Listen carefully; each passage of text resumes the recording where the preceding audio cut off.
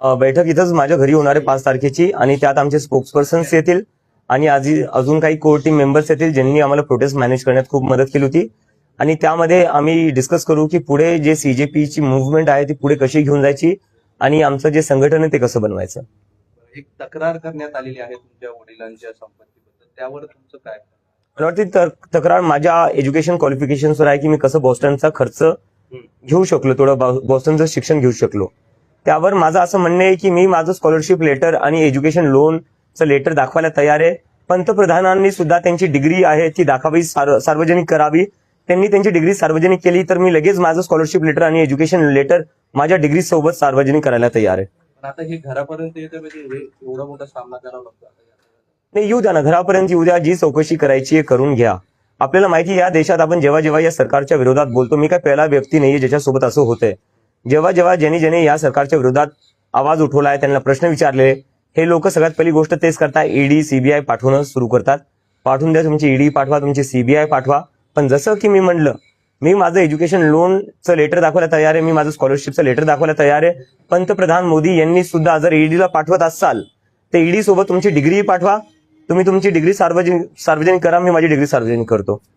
झारखंडच्या विद्यार्थ्यांनी तुमच्याशी संपर्क साधला आहे, त्यांच्याकडे देखील पेपर फुटलाय. तुमची काय भूमिका असणार? आता पुढचं मिशन झारखंड असेल.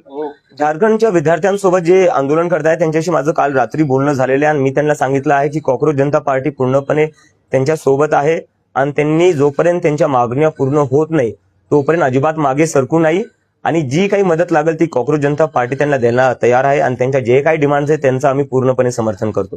परवा तुमची कोर कमिटीची बैठक पार पडते संभाजीनगरमध्ये, काय नेमका त्याबाबतचा अजेंडा असणार आहे, काय भूमिका त्यानंतर? अजेंडा ठरवण्यासाठीच आम्ही ही कोर कमिटीची मीटिंग बोलवली आहे आणि तिथं आम्ही आमचं ऑर्गनायझेशन एक्सपान्शनवर डिस्कस करणार आहे आणि कॉक्रोच जनता पार्टी पुढे कोणते काय मुद्दे उचलू शकते, कशा प्रकारे पुढे जाऊ शकते देशभरात, त्यासाठी आम्ही ती मीटिंग बोलवली आहे. पक्षाचं रूपांतरण होण्यासंदर्भात या बैठकीमध्ये चर्चा होऊ शकते. आगामी काही काळात मला वाटतंय की मीडियाला सगळ्यात जास्त एक्साइटमेंट लागलेली आहे की आम्ही पॉलिटिकल पार्टी बनवावं. यावरूनच मला कळतं की जेवढ्याही पॉलिटिकल पार्टीवर आहेत तिथं कुठं ना कुठं तुम्ही सगळे डिसअपॉइंटेड आहेत त्यांच्यासोबत. पण आमचं अजून असं काही इंटेन्शन नाहीये. आम्हाला एक पब्लिक मुव्हमेंटच ठेवायची आहे, कारण की देशात जी सध्या पॉलिटिक्सची सिच्युएशन आहे, काय करणार पॉलिटिकल पार्टी बनून तुम्ही जेव्हा वोट डिलीट करण्यात येतात. लोकांचा पूर्ण भरोसा उठत चाललाय पॉलिटिक्सवरनं, कारण की लोक सकाळी मत कोणाला टाकतात आणि संध्याकाळी सरकार दुसरंच कोणाची बनती. लोक सकाळी आमदार खासदार कोणाला निवडतात, संध्याकाळी तो आमदार खासदार दुसऱ्याच पक्षात असतो. तर अशा परिस्थितीत जिथे ईडी सीबीआय पाठवून पक्ष तोडण्यात येतात, इलेक्शन रीक करण्यात येतात, तशा याच्यात पॉलिटिकल पार्टी बनवून करायचं काय?